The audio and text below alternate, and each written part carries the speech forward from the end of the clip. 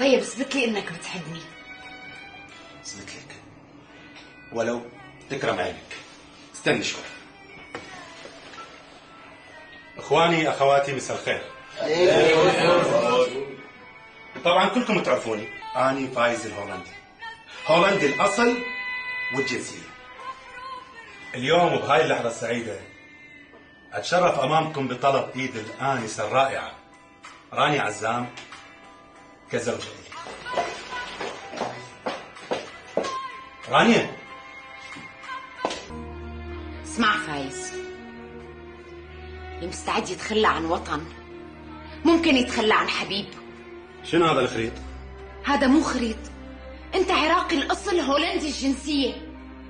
لا حبيبي لا، أنا ما أريد العراق، خلي ياخذوا لهم. ولك انت عراقي ولهيك انا حبيتك. ولك يا عراق، هذا اللي وكلني علف حيواني بسبب الحصار والسلطة تاكل نستله. لو عراق اللي هسه صاير قسم الطوائف، أنا بلد اللي يحتضنني واللي احتضنتني هي هولندا وبس. افتهمتي؟ لا ما فهمت. العراق ما له ذنب باللي عم يحكوا، لو كانوا حرمية أو طائفيين أو خونة أو عملاء. وليش من كنت أريد أطلع جواز لازم أدفع 400,000 دينار، واليوم من أريد أطلع جواز لازم أدفع 600 دولار أمريكي، ومن ردت أطلع جواز سفر هولندي ما كلفني غير 5 دقائق انتظار و30 يورو. هذا هو الوطن، هذا هو الوطن رانيا، مو شوية ترابات معجونات بالنفط والدم. الوطن الصدق إذا تمرضت يعالجني، وإذا قعدت عطال بطال ينطيني راتب هو اللي يعتذر مني لأن ما قدر يوفر لي فرصة عمل.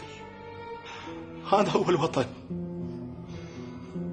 تتزوجين فايز الهولندي لو لا؟ لا. ما تعرفين معنى الوطن إلا من تفقدي. هذا يا وطن، ولكم يا وطن. هذا الشباب ما تتعسى باسم الوطن، حتى هم يقعدون على الكراسي وأولادهم يركبون كاديلاك وبورش.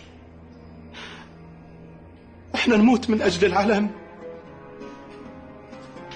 حتى هم تالي اللي يريد يدقون ويرقصون ويا الفجر. ولكم هذا يا وطن،